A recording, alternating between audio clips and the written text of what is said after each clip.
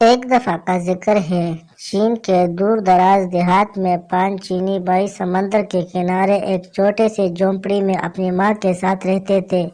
وہ سب ہم شکل تھے اور بالکل ایک جیسے دکھتے تھے۔ ان سب چینی بھائیوں میں کچھ ایسی خصوصیات تھی اور جو کسی میں نہیں تھی۔ پہلا چینی بھائی پورے سمندر کو نگل سکتا تھا۔ دوسرے چینی بھائی کی گردن لوہے کی تھی۔ تیسرے چینی بھائی اپنی ٹانگیں بہت بہت دور تک پھیلا سکتا تھا۔ چوتھے چینی بھائی کو آگ نہیں جلا سکتا تھا اور پانچواں چینی بھائی اپنی سانس بہت دیر تک روک سکتا تھا۔ ہر صبح پہلا چینی بھائی سمندر پر مچھلیاں پکڑنے جاتا تھا اور شام تک جتنی مچھلیاں پکڑتا تھا ان کو بازار میں بڑی اچھی قیمت پر بیچ دیتا تھا۔ ایک دن سمندر پر جا رہا تھا تو پڑوسیوں کا ایک لڑکا بھی اس کے ساتھ ہو گیا۔ اس نے بہت منع کیا لیکن لڑکا باز نہیں آیا۔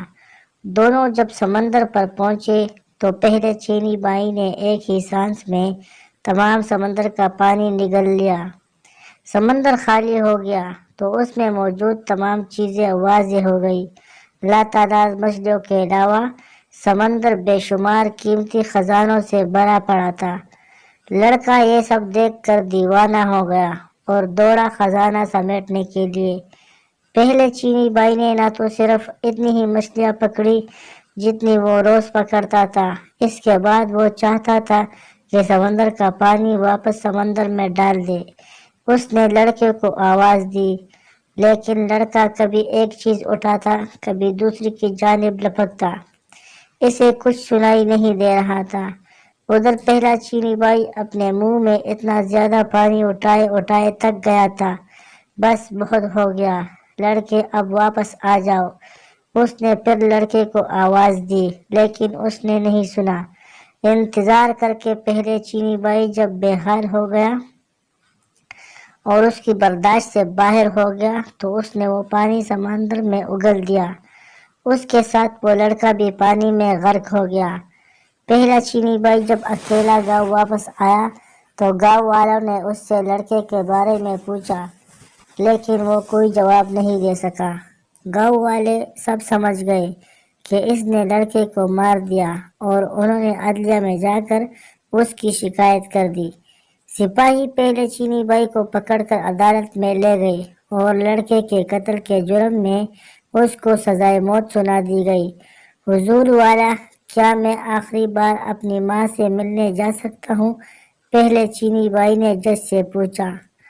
ہاں، اتنی رعایت تمہیں دی جا سکتی ہے، جج نے کہا۔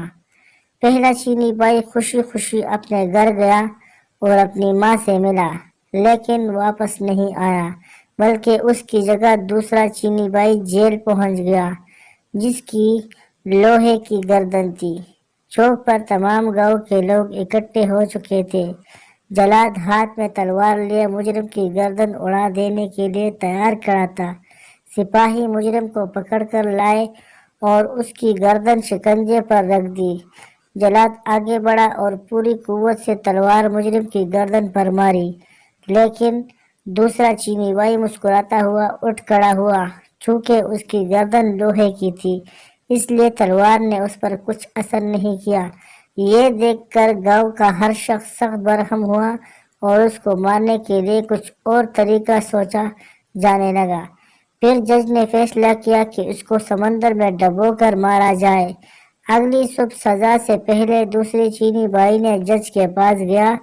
جناب والا، کیا سزا سے پہلے میں آخری بار اپنی ماں سے مل سکتا ہوں؟ ہاں، یہ ایک رعایت تمہیں دی جا سکتی ہے، جج نے اجازت دیتے ہوئے کہا۔ وہ اجازت ملتے ہی خوشی خوشی اپنے گھر کی طرف چلا لیکن اگلے دن وہ واپس نہیں آیا، بلکہ اس کی جگہ تیسرا چینی بھائی جیل واپس آیا جس کی ٹانگیں لمبی ہو جاتی تھی۔ اس کی سزا کی تیاری ہونے لگی۔ سارا گاؤں سمندر کے کنارے جمع ہو چکا تھا۔ سپاہی اس کوشش میں بیٹھا کر سمندر کے درمیان میں پہنچ گئے جہاں پانی گہرا تھا اور تیسرے چینی بھائی کو اٹھا کر پانی میں پھینک دیا۔ تیسرا چینی بھائی جب سمندر میں گرا تو اس کی ٹانگیں لمبے ہونے لگی لمبی لمبی اور بہت زیادہ لمبی ہو گئی کہ سمندر کی تہ سے جا لگی اور وہ ڈوبنے سے بچ گیا۔ اس کا مسکراتا ہوا چہرہ دیکھ کر سپاہی اور تمام گاؤں والے آگ بگولا ہو گئے۔ اس بار انہوں نے فیصلہ کیا کہ مجرم کو آگ میں جلایا جائے۔ اگلی صبح وہ جج کے پاس گیا۔ حضور والا، کیا میں آخری بار اپنی ماں سے مل سکتا ہوں؟ ہاں، تمہیں اتنی رعایت دی جا سکتی ہے۔ جج نے نہ چاہتے ہوئے بھی اس کو اجازت دے دی۔ وہ خوشی خوشی اپنے گھر کی طرف دوڑا، لیکن ماں سے مل کر وہ واپس نہیں آیا، بلکہ اس کی جگہ چوتھا چینی بھائی واپس آیا۔ گاؤں والے چوک پر جمع ہو گئے اور سپاہیوں نے آگ کا ایک بہت بڑا الاؤ دکھایا جس کے شعلے آسمان کو چھو رہے تھے۔ پھر چوتھے چینی بھائی کو اس آگ میں دھکیل دیا گیا۔ آہ، کتنا سکون مل رہا ہے، چوتھا چینی بھائی مسکراتے ہوئے بولا، کیونکہ اس کو آگ جلا نہیں سکتی تھی۔ آگ اور تیز کر دو، لوگوں نے چلا چلا کر سپاہیوں کو کہا اور انہوں نے آگ اور زیادہ تیز کر دی۔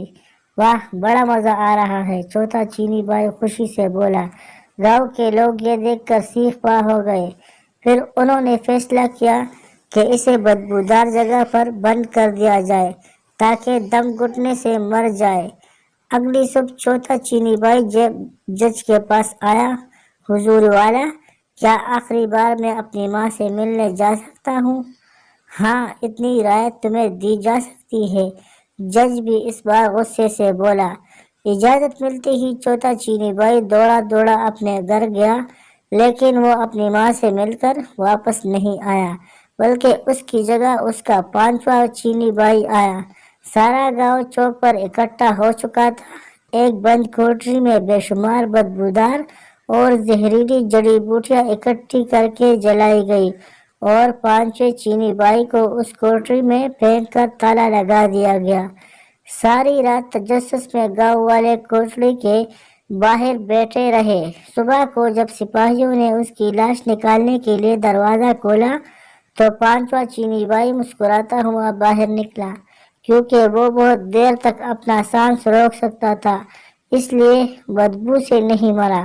لوگ یہ دیکھ کر ہکا بکا رہ گئے۔ جج آگے بڑھا اور بولا، ہم نے تمہیں ہر ممکن طریقے سے مارنے کی کوشش کی، لیکن تم ہر بار بچ گئے۔ اس کا مطلب ہے کہ تم بے گناہ ہو، لہٰذا تمہیں اس جرم سے باعزت بری کیا جاتا ہے۔ اب تم آزاد ہو۔ تمام گاؤں والوں نے بھی جج کی اس بات سے اتفاق کیا اور اس کا پیچھا چھوڑ دیا۔ وہ خوشی خوشی اپنے گھر کی طرف دوڑا، جہاں اس کی ماں اور چاروں چینی بھائی اس کا انتظار کر رہے تھے۔ ان کی زندگی ہنسی خوشی گزری۔ ویڈیو اچھی لگی ہو تو ویڈیو کو لائک کریں اور چینل کو بھی سبسکرائب کریں۔